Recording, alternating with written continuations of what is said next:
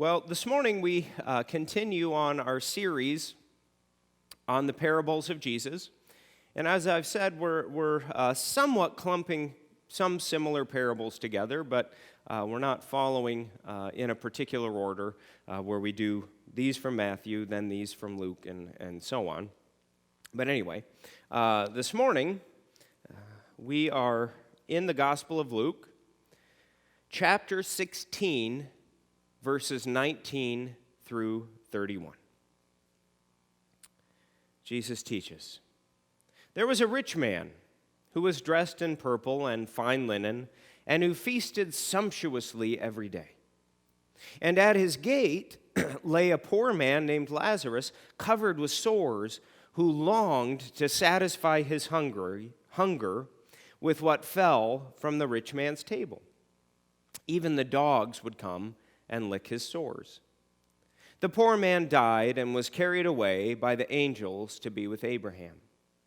The rich man also died and was buried. In Hades, where he was being tormented, the rich man looked up and saw Abraham far away with Lazarus by his side.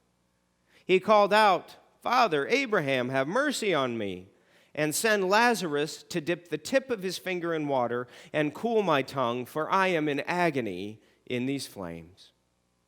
But Abraham said, 'Child, remember that during your lifetime you received your good things, and Lazarus in like manner evil things. But now he is comforted here, and you are in agony. Besides all this, between you and us is a great chasm that has been fixed, so that those who might want to pass from here to you cannot do so, and no one can cross from there to us.' He said, 'Then, Father, I beg you to send him to my father's house, for I have 5 brothers, that he may warn them, so that they will not also come into this place of torment.' Abraham replied, 'They have Moses and the prophets. They should listen to them.' He said, 'No, Father Abraham, but if someone goes to them from the dead, they will repent.' He said to him, 'If they do not listen to Moses and the prophets, neither will they be convinced, even if someone rises from the dead.'"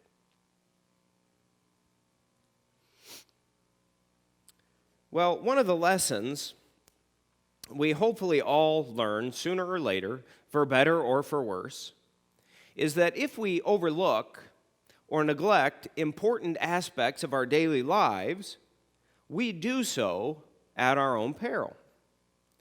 For example, it is important not to overlook the fact that my car needs regular oil changes.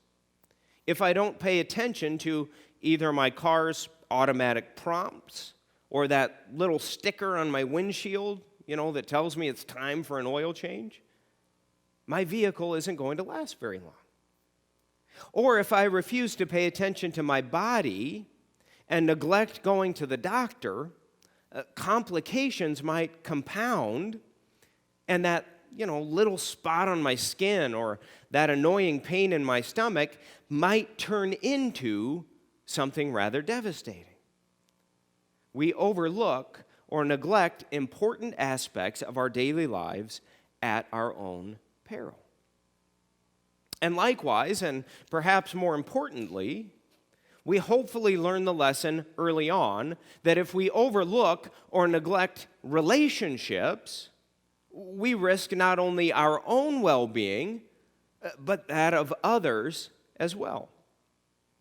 If I am so consumed with everyday stresses and commitments on my time that I overlook my spouse, my marriage is likely going to fail, not only to my detriment, but to that of my spouse and children as well. Or if I am so busy with work and I'm constantly preoccupied with what I need to get done the next day that I neglect spending meaningful time with my kids, chances are very good they will grow up with a chip on their shoulder, and I will spend my empty nest years regretting the lack of relationship I now have with my adult children. Yes, we overlook or neglect relationships at our own and other people's peril. In our scripture lesson for today, Jesus presents a colorful parable about the importance of paying attention and the dire consequences of overlooking or neglecting those whom God places in our paths. And so this morning, as we explore the parable of the rich man and Lazarus, my prayer is that we will all come away with a greater understanding of what God expects from us and how we can ensure we pay attention rather than simply ignore those people God puts in our paths. Well, somewhat similar to last week's parable, today's parable is situational in nature. That is, Jesus presents this parable in response to a specific situation. So just prior to this parable, Jesus is teaching the crowds, and he gives them another parable about how to use money, and then he concludes that parable by saying, no servant can serve two masters. You cannot serve both God and wealth. And apparently there were some Pharisees in the crowd, and they laugh at Jesus. In verses 14 and 15, Luke writes, the Pharisees, who were lovers of money, heard all of this, and they ridiculed him. The word there literally means that the Pharisees turned up their noses at him. And Jesus responds to their criticism with a brief critique, followed by this parable we read this morning. Now, the critique he provides helps us interpret the parable, so we will get to that. But this morning, I want us to go through the parable first, and then we'll come back to Jesus' critique of the Pharisees. So let us begin by taking a look at this parable. So Jesus presents us with two characters that are, for all intents and purposes, polar opposites. And he does this in very unsubtle ways. He uses hyperbole to make his point. Jesus intentionally uses language that emphasizes the distance between these two characters. Right? There is a gate separating them. And there's a great distance between them when they die. And there is a great chasm fixed between them for all of eternity. And so these descriptions emphasize the earthly social distance between these two, as well as the eternal distance. So let's take a look at a few of these details, four details, that articulate this distance. So first, Jesus mentions the rich man's clothes. There was a rich man who was dressed in purple and fine linen. So this man is wearing fine linens, which would have been wool, which was used to make things such as priestly vestments. These garments were unaffordable to all but the very wealthy. Wool was expensive back then because the process they used to bleach the material white was time-consuming and expensive. And so if you had these white wool garments, you were already among the elite.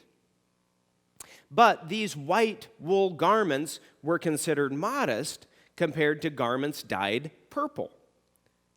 And I don't expect you to remember this, but some of you might remember that we talked about this during our study of the seven churches in Revelation.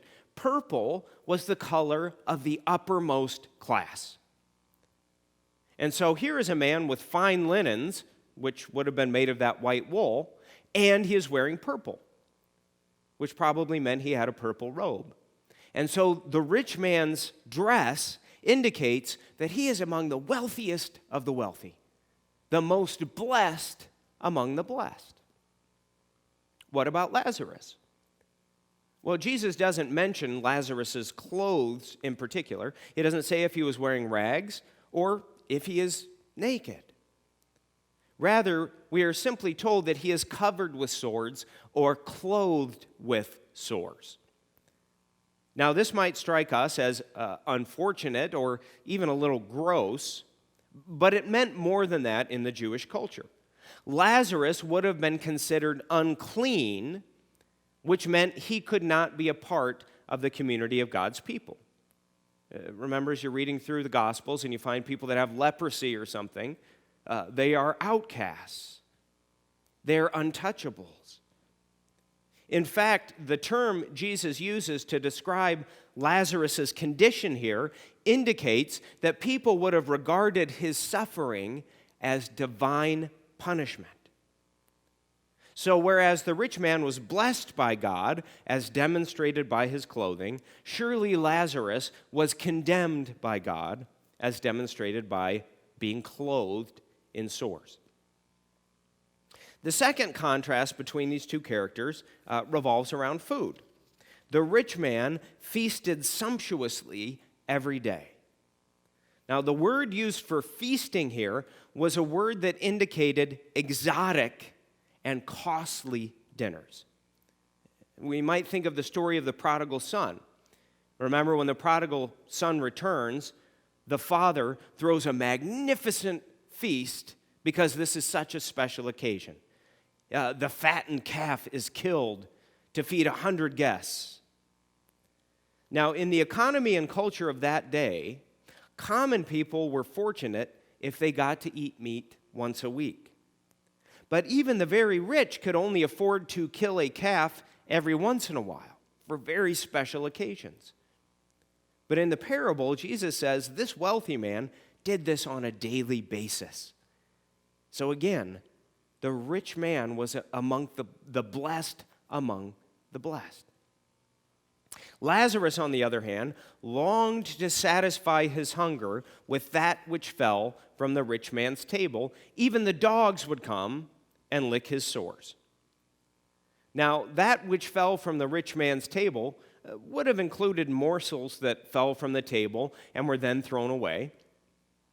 But also, in those days, remember, people ate with their hands.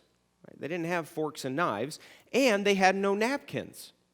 And so in wealthy houses, they would clean their hands by wiping them on hunks or loaves of bread, which they then would throw away.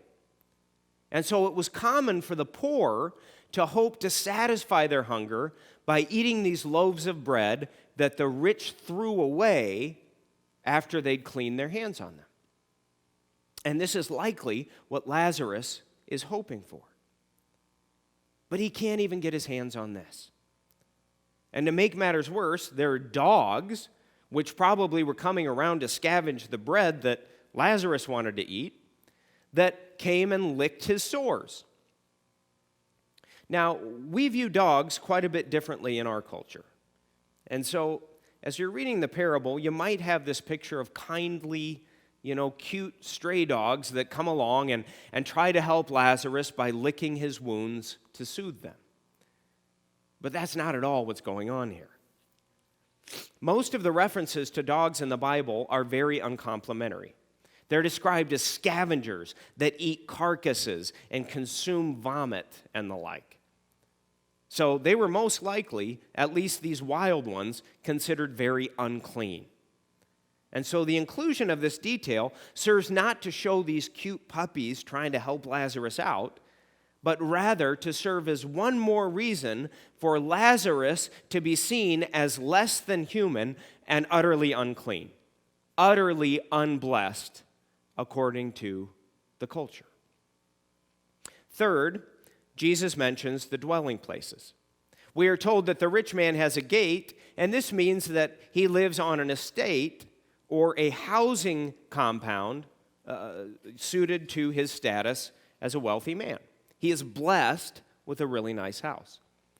Lazarus, however, has no home, but has been thrown down at the rich man's gate. And this detail might indicate that Lazarus was crippled, which would explain his tragic situation and would further this idea in the culture's mind that he was being punished by God, because those kinds of ailments were often attributed to divine punishment. Fourth and finally, Jesus contrasts the two characters in their death. Jesus says the rich man died and was buried. So he was given the proper Jewish burial. When Lazarus dies, however, Jesus simply says the poor man died.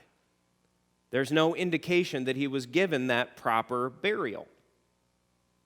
Now, in the Jewish tradition, when a body was not buried and thus was left to rot or be eaten by scavengers such as dogs, it was understood as being the result of bearing the curse of God. And so the rich man is honored or blessed even in death, while Lazarus faces the final disgrace. So hopefully you can see here we have two polar opposite characters. And almost every indication is that the rich man is blessed by God, while Lazarus is either not blessed by God or that God is actively punishing him. He is cursed by the Almighty. And the only indication we have otherwise is that Lazarus is given a name while the rich man is not. And so Jesus might be subtly indicating that despite his horrible situation, Lazarus has not escaped the eye of God. But after they are dead, of course, Jesus completely flips the story on its head. And it turns out that the rich man, though he appeared to be blessed because he had everything anyone could ever want, that rich man ends up being very unblessed or cursed in the age to come. He is sent to Hades, where he suffers. Lazarus, on the other hand, who God appeared to have either forgotten or cursed, ends up being very blessed in the age to come. He is in the company of Abraham, the father of the Jewish people. And so the story is completely flipped. Now, I want us to notice something here. Notice that the rich man, though he is in torment in Hades, where God has presumably sent him, has not been humbled by this experience. Right? He assumes Lazarus is only with Abraham in order to carry out errands on his behalf as a wealthy man. Right? He says, Father Abraham, send Lazarus to dip the tip of his finger in water and cool my tongue. So even in Hades, this guy still views Lazarus as inferior. Now, we might be inclined to think that the rich man has experienced a change of heart because of the concern he shows for his brothers that are following in his footsteps. Right? He tells Abraham, again, to send Lazarus to warn his brothers who are still alive. And some people interpret this as a change of heart. But we have to keep in mind, back in those days, it was common for the rich to extend compassion or hospitality to their friends and relatives because those friends and relatives in turn were expected to uphold their own honor by repaying those good deeds. And so it is very possible that even this request is selfish. The rich man wants a special envoy sent to his brothers so that they in turn will repay his kindness. So the rich man, opulent and selfish and negligent in this life, remains unchanged even in death. So what's the point of the parable? Well, it would be easy to think that the point is simply that the rich need to be more mindful and generous to the poor, and that there are dire consequences for not doing so. And if we read the parable in isolation, this is most likely how we're going to interpret it. And let me just say, this is congruent with a number of Jesus' teachings about the importance of using wealth to bless others, and that there will be consequences for neglecting those in need. I mean, he tells a parable just before this one to that effect.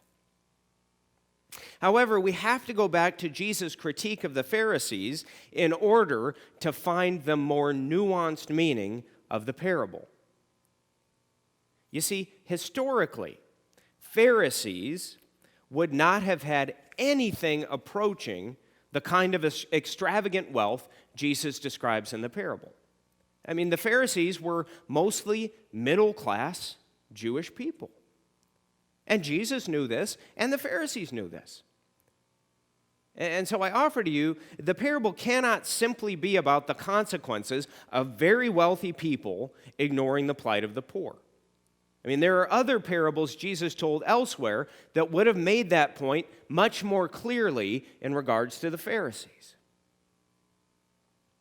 When the Pharisees laugh at Jesus, Jesus says to them, "You are those who justify yourselves in the sight of others, but God knows your hearts, for what is prized by human beings is an abomination in the sight of God."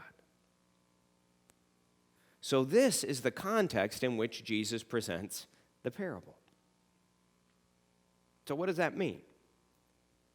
Well, remember, Jesus' primary charge against the Pharisees was that they were concerned with appearing righteous before others rather than actually being righteous.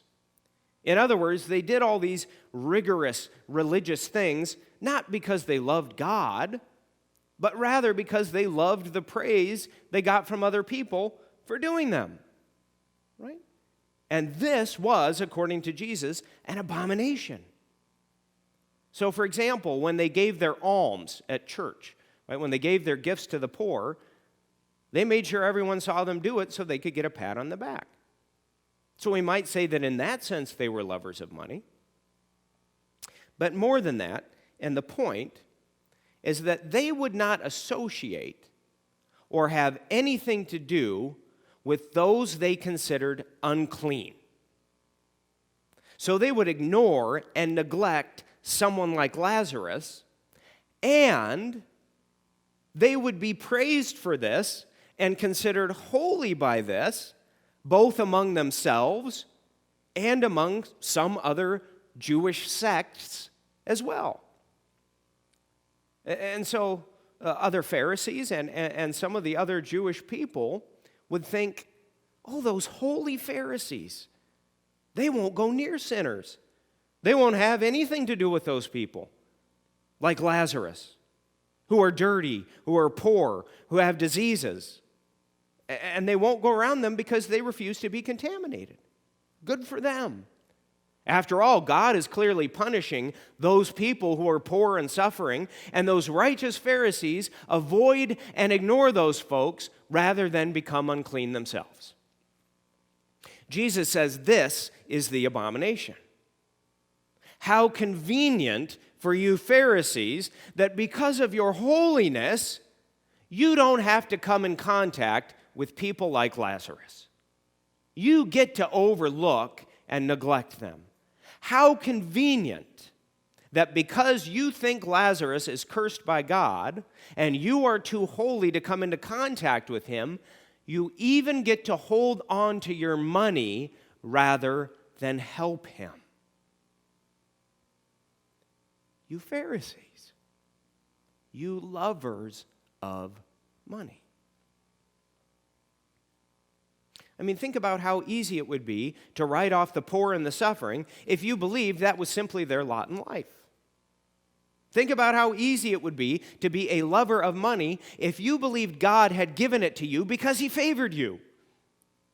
And think about how easy it would be to become like the rich man. The rich man who was so consumed with enjoying what he believed God had blessed him with for his own indulgence that he simply paid no attention to Lazarus. He overlooked him. He felt no responsibility toward him. And so he neglected him. For what is prized by human beings is an abomination in the sight of God. Well, really briefly, because I'm going long and I apologize, there are two quick points I want us to think about this week. Number one is this. I think the story invites us to consider whether or not the doors of the church in general resemble the rich man's gates in the parable. Most churches in America are socioeconomically homogeneous, more or less.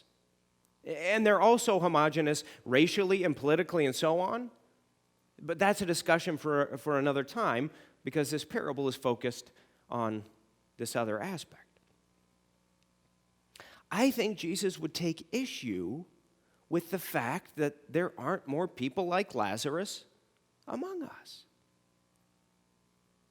Now, I don't think that we are like the Pharisees in the story, because I don't think we are intentionally saying, hey, those people aren't blessed, and so we don't want anything to do with them, right?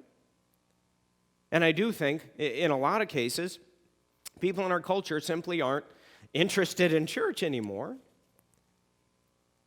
But we still have to be willing to regularly ask ourselves whether or not there are things we do that perpetuate the idea that people like Lazarus are not welcome beyond the gates. And so we might ask ourselves, would Lazarus feel like he had to smell better before he would be welcomed here? Would Lazarus feel like he had to have nicer clothes before he was welcomed here? And let's just be honest. It would make almost all of us, including me, uncomfortable if people like Lazarus were a part of our fellowship. And so it is just easier to go about our business and give money to help Lazarus at a distance. And please don't get me wrong. As I've said many, many times, Grace and Wesley are extremely generous. We do much more, of course, than the rich man did in the story. But by and large, we as churches, like most churches, don't have many relationships with the Lazaruses of the world. And so we at least need to consider what we might want to change so our doors don't resemble the gate in the parable. The second question to consider this week is, am I using my resources almost exclusively for myself, like the rich man, or am I using my resources for the benefit of the kingdom of God? That is, am I largely going about my business taking care of myself while ignoring or neglecting those less fortunate than me? We cannot possibly read this parable and not take away the idea that being consumed with using our resources for ourselves to the detriment of others is a very dangerous thing. In his failure to even notice and come to the aid of Lazarus, the rich man missed out on genuine joy and meaning in this life and in the next. And so I'm simply asking all of us, including me, maybe especially me, to pay attention this week. Let's examine our attitudes. When I see someone or hear about someone who is poor and struggling, does my mind automatically go to, well, they must have made some bad decisions in their life, and so they deserve their situation? And let's examine our community. Where are the pockets of Lazaruses in Mason City? And what factors are contributing to their suffering? Can we help change that rather than ignore or neglect it? And let us examine our neighborhoods. Do I have neighbors that I have ignored? How can I be intentional about getting to ignore them? Getting to know them. The parable makes it clear that Jesus expects us to pay attention and to act. And so let all of us, as his followers, be committed to noticing and coming to the aid of Lazarus rather than looking the other way and neglecting to act.